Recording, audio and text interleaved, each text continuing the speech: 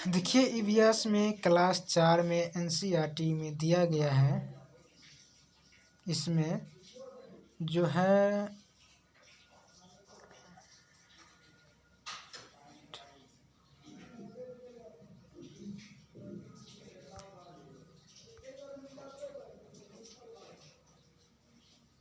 इसमें क्या है, चलो चले स्कूल। स्कूल पहुंचने के साधन जो है,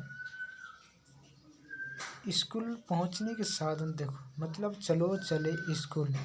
स्कूल पहुंचने के साधन जो बांस और रस्सी का पुल जो बना हुआ कहाँ पे है, असम में। बांस और रस्सी का पुल कहाँ पे है, असम में है। बांस और रस्सी का पुल कहाँ बना है, असम में। ठीक।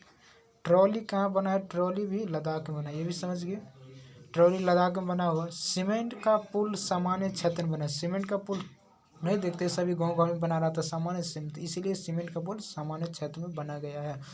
बल्लम का लकड़ी छोटे नाव कहाँ पे, केरल में। बल्लम का लकड़ी छोटे नाव कहाँ पे है, केरल में। चलो केरल में है, ये भी समझ गए, केरल वाला।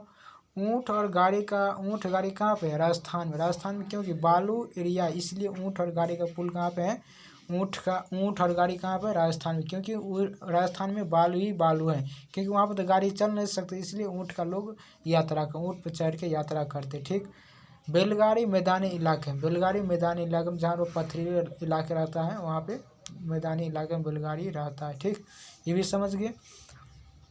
उबड़ खाबड़ पथरीले रास्ते। उबड़ खाबड़ पथरीले रास्ते जो कहाँ पे, उत्तराखंड पहाड़ी इलाके में।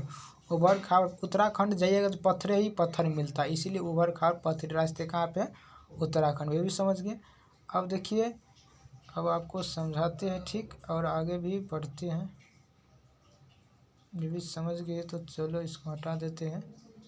अब आ जाइए इसमें। अब देखिए, अब यहाँ पर दिया गया है, कान कान में पक्षियों के सिर पर। अब यह देखिए, पक्षियों के सिर पर आंखें होती है और छेद कान पंख से ढका रहता है। मतलब पक्षियों के आँख जो होती है वह मतलब कान, पक्षियों के सिर पर आँख होती है, लेकिन और छेद कान पंख से ढके होते हैं।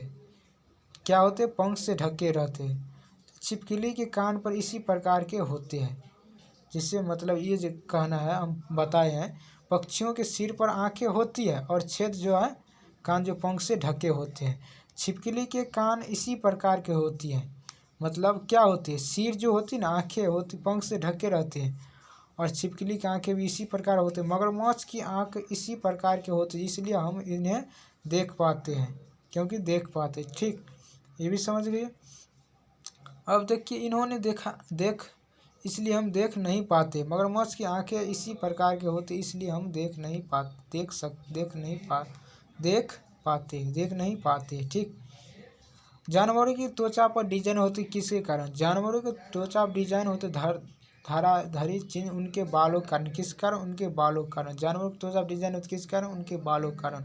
वे जानवर जिनके शरीर पर बाल होते लेकिन कान बाहर दिखाई देते हैं, वह क्या देते, बच्चे देते। वही जानवर जिनके शरीर पर क्या होते, कान बाहर दिखाई देते, मतलब वही जानवर जिनके शरीर पर बाल होते हैं लेकिन कान बाहर दिखाई देते, क्या देते, बच्चे का जन्म देते। जैसे मनुष्य है, गाय है, भैंस है, बकरी है, सबको देखते कान बाहर दिखते, क्या देते हैं, बच्चे देते हैं। और देखिए, और एक मिनट, इसका फिर हो गया तो समझ गए, तो मिटा देते हैं। चलो मिटा गया। अब देखिए, वे जानवर है जिनके शरीर पर बाल होते हैं और कान बाहर दिखाई देते, वह क्या देते हैं, बच्चे। जिससे भैंस, बकरी, ये सब क्या है, इसके कान बाहर दिखाई देते। मनुष्य है, ये सब है, तो इसका बच्चा देगा।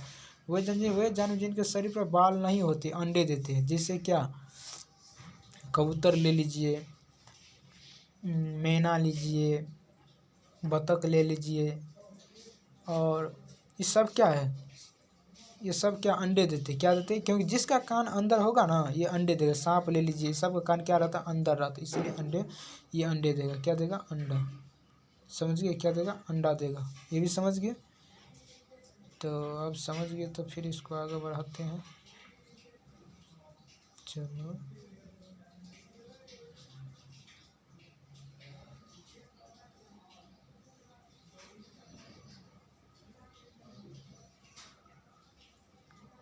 ये है, ठीक है।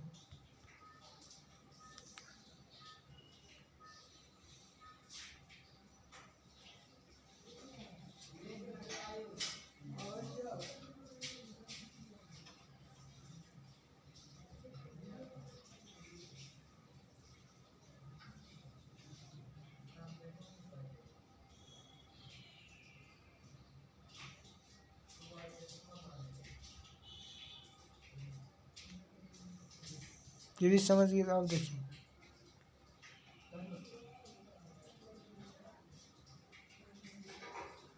अब ये समझ गए तो चलो कान कान में भी देखिए। अब आ जाइए हाथी।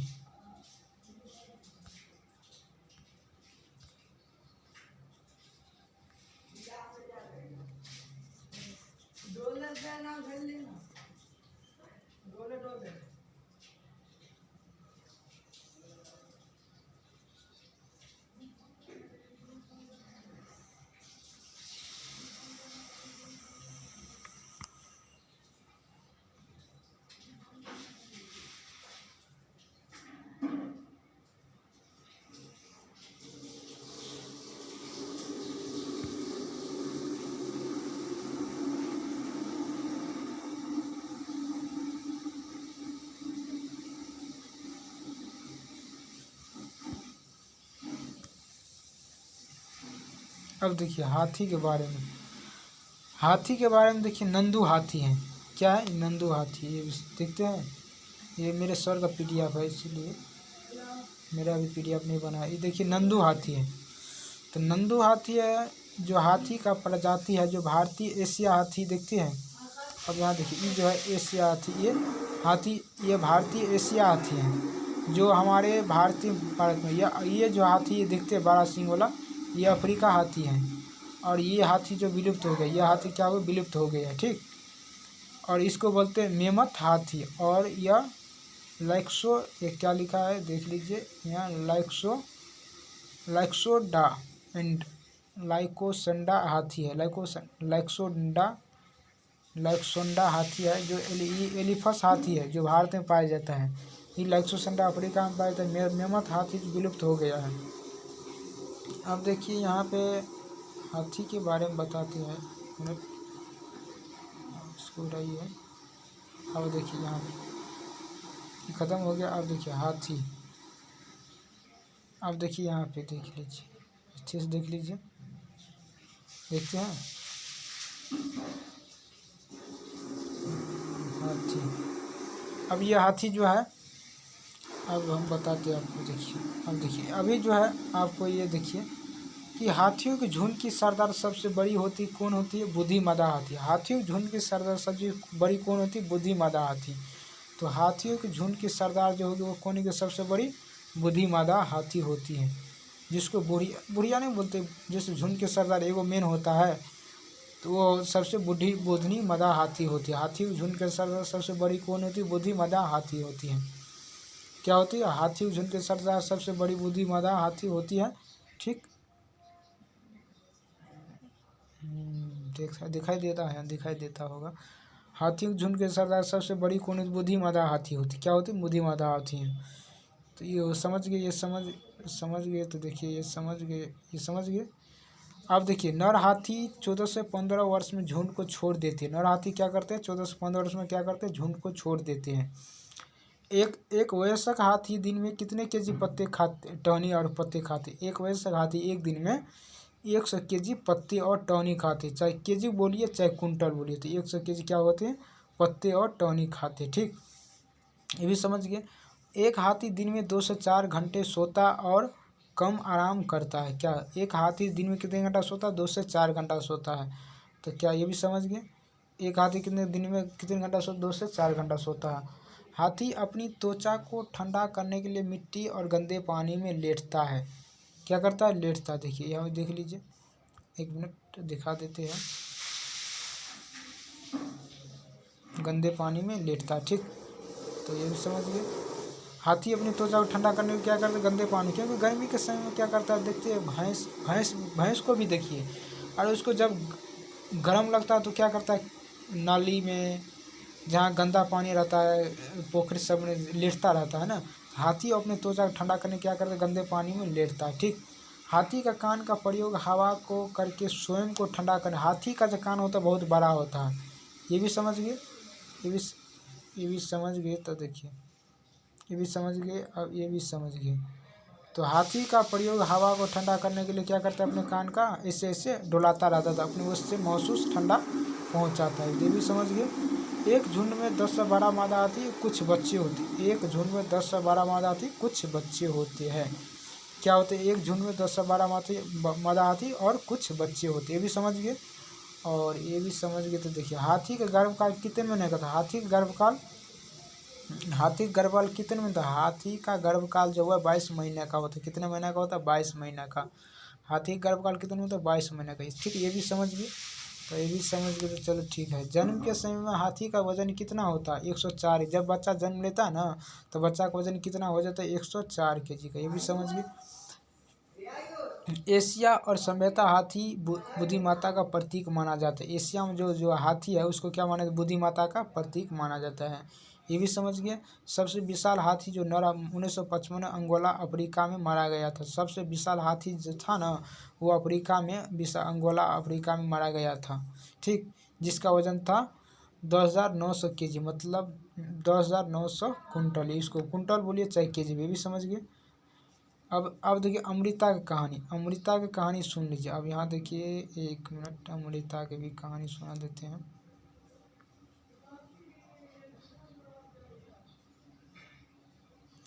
अब देखिए अमृता की कहानी क्या है।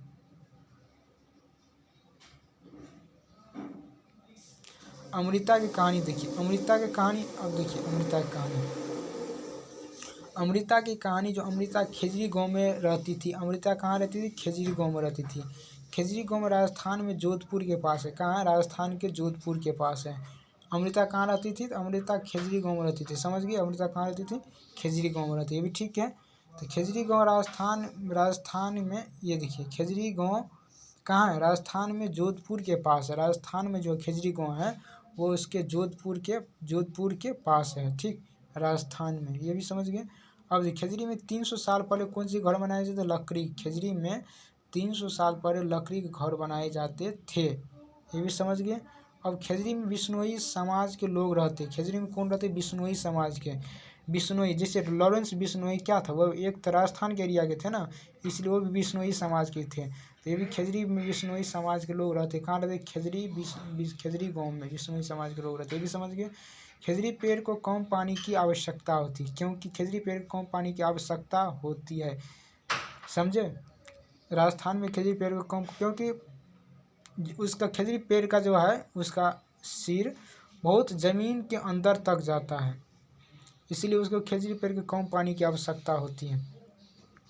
खेजरी के लोग पेड़ जो है बहुत झमटगर होता है, वहाँ के लोग क्या करते, खेजरी पेड़ के नीचे बैठता है और वहाँ के लोग आरामदायक से हवा लगाते हैं, क्योंकि राजस्थान एरिया में जाए तो खेजरी पेड़ जो है ना देखने को बहुत मिलता है। ठीक, तो ये भी समझ गए, तो अब देखिए खेजरी पेड़ की लकड़ी को कीड़ा खराब नहीं करता है। क्यों, खेजरी पेड़ की लकड़ी को, खेजरी पेड़ में जो होते हैं लकड़ी कीड़ा नहीं लगता। ठीक, इसकी छाल दवा बनाने के लिए काम आती। कौन, खेजरी पेड़ की जो छाल जो है ना दवा बनाने के लिए काम आती है। ठीक, ये भी समझ गए। इस पेड़ की फलियां सब्जियां के काम आती है और इसकी पत्तियां यहाँ के जानवर खाते हैं। क्या खाते हैं, जानवर खाते हैं। इस खेजरी पेड़ के जो पत्तियां रहती हैं ना, फलियां सब्जी के काम आती है। जो मनुष्य लोग फल और खाते हैं, फलियां और सब्जी खाते हैं, और यहाँ के लोग क्या करते हैं, जो भैंस और सब रहता उसका पत्तियां जानवर खाते हैं, ये भी समझ गए। तो अब यहीं तक रहने दीजिए, अब कल पढ़ाएंगे अनीता के मधुमक्खी के बारे में। ठीक, तो आप समझ गए, चलो।